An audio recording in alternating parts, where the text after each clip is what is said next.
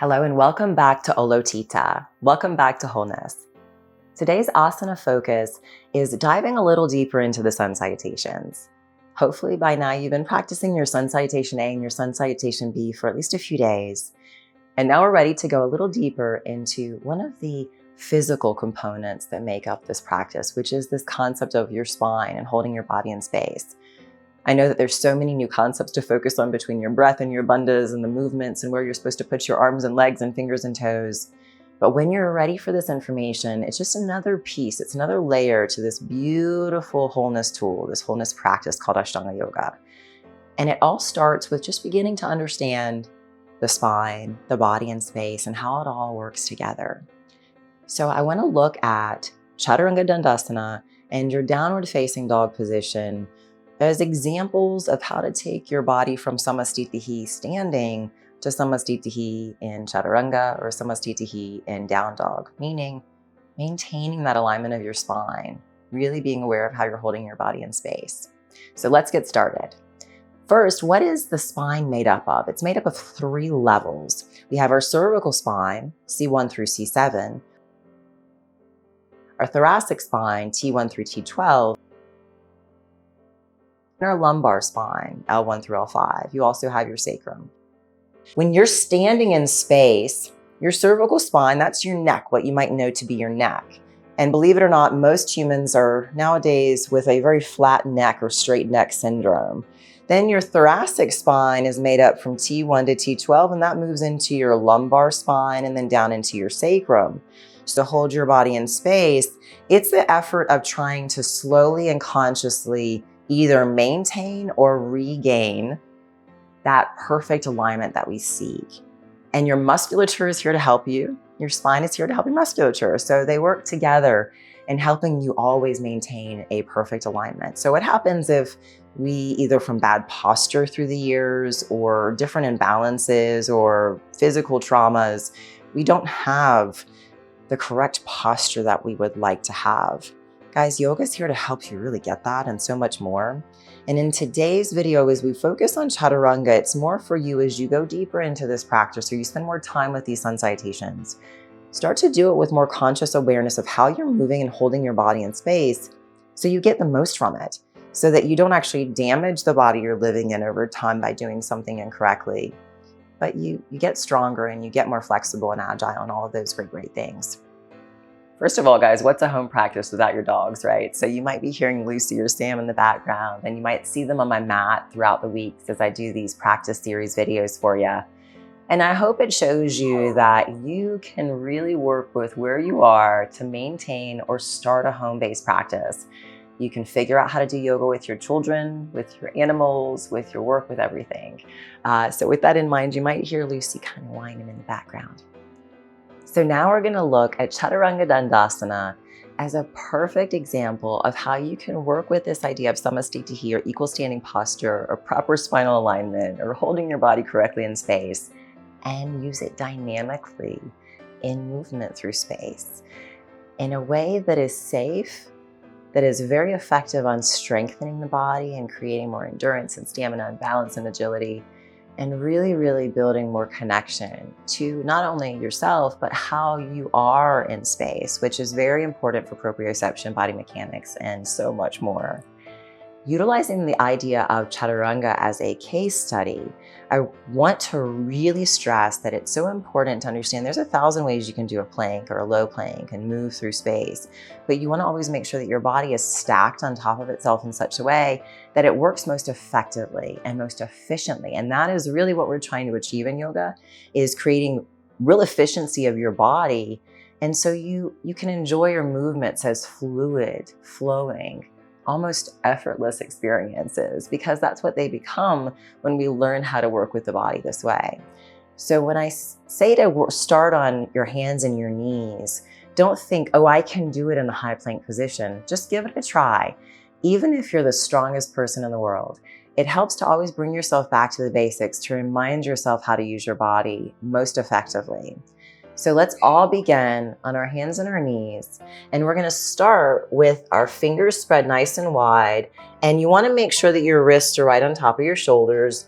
And from this position, as you push into your hands, you can lengthen up out of your shoulders and then start to traction your head forward.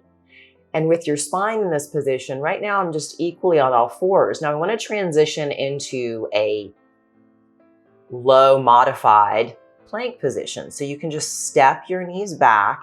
And what you want to avoid is dropping your stomach down or not putting any real control through your shoulders. Here, a lot of people do up dogs or things like this. It's very bad for your body.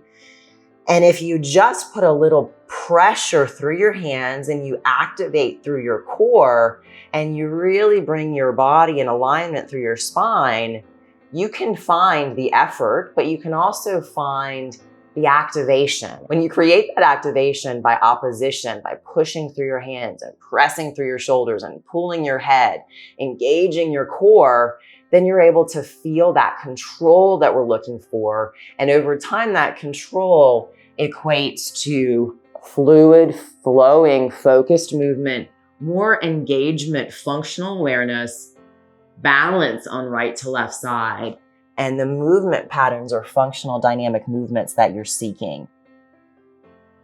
Starting from your hands and knees, you're going to come into this low plank or modified plank position. And this, in our Chaturanga or Surya Namaskar A or B movements where we're transitioning, in this position, I want you to slowly push your hands down as you pull your elbows back. And if you notice, my head stays in the same position the whole time because I want to maintain my cervical spine. And once we're here, we can push the body up and forward. So again, as you hold that low modified plank position, think about how you're stacking your weight in space. Think about how you're holding your head and your neck. Think about where you're looking. And really think about your core, which is something we're going to spend a lot more time talking about soon. There's so many muscles in the front of your body that protect those precious organs. We don't have a spine in the front body like we do the back body. So as we work with the breath and the bandhas, we gain so much awareness and so much strength of these powerful core muscles that you really need to be activating, especially in Chaturanga. So having said that, if you find that full plank position really is difficult, and when I say difficult, if you feel you're losing that control through space, your stomach softens or your back really arches too much, or you lose control through your arms or shoulders, please take the modification for as long as you need, because over time, by doing this work, you'll build up the strength you need to move into full plank or high plank down to low plank. And as you know, I have scars on my body, and I have muscles that don't work very well in some portions of my scapula. And still I can do this again because I got my scapular rhythm back and because I utilize this idea of body mechanics, holding and moving my spine in space. So if I can do it, I promise you can do it too. And I built my practice back up by starting just like this, from my hands and my knees. So if you're new to this practice, it's really, really very powerful way for you to access these movements and feel strong, but also benefit and grow stronger so you can get to the more advanced version of it. If you're doing the more advanced version already, always check back in with yourself in your practice. Really make sure you're focusing on where you're looking and how you're holding your spine in space. And hopefully today's video is just a really good reminder for you. So if we're working on this full version of Chaturanga Dandasana, once we get into this high plank position, you really want to be able to hold this comfortably before you try to work with taking in different movements through space. So while we don't practice holding this in your asana practice, moving through your sun salutations because it's a dynamic movement, if it's a movement that you're working to master, it wouldn't hurt you to try to work on practicing it every now and then. Now, if you'll notice, from here, I'm really pushing down into my hands, but I'm also pressing up through my shoulders.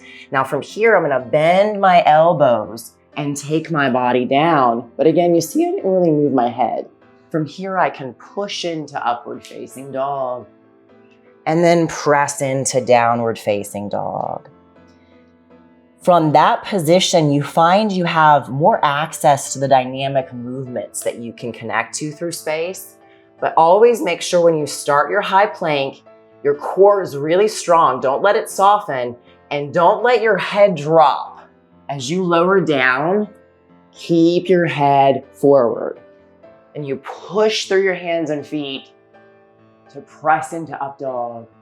And push through your hands and feet as you lift your hips and push back into a downward facing dog position. So when we look at down dog now as a posture that we can play with this concept of our spine in space, our body in space. Down dog is taught in many different ways. And what I would suggest is that you just focus again on trying to find samastitihi. So see if you can pull the crown of your head towards your hands, giving a little traction to your neck. Press your tailbone towards the ceiling as you press your heels towards the floor. That helps to make sure you never overstretch your hamstrings. At the same time, try to push your hands down and forward. As you push your shoulders in the opposite direction, really try to traction through your shoulders. Your eyes are wide open and you're focused on your breath. Perfect. I hope today's video is really helpful for you to add more tools in your toolbox towards your asana practice and your overall wholeness practice. Remember that these small tools are here to help you go deeper and deeper and deeper. So be mindful of where you are and be patient with yourself. Be grateful that you're putting in this time and energy and educating yourself and trying to make changes where you feel you're ready to grow. And as every day goes by that you work with your sun salutations, try to bring more awareness to how you're holding your body in space. And before you know it, you don't think about it anymore. You just do it because it becomes part of who you are, intrinsically part of how you hold your body, how you move through space, not only on your yoga mat, but off of it as well. And that's really what all of this is about. Your yoga asana practice, it is a wholeness tool for your whole life. So when we do the work on the mat, we try to carry it off the mat. And I hope that you will continue to do your Surya Namaskar A and B. And I'll see you next week. And we're going to add more and more and more to your asana practice and to your toolbox for wholeness. Namaste.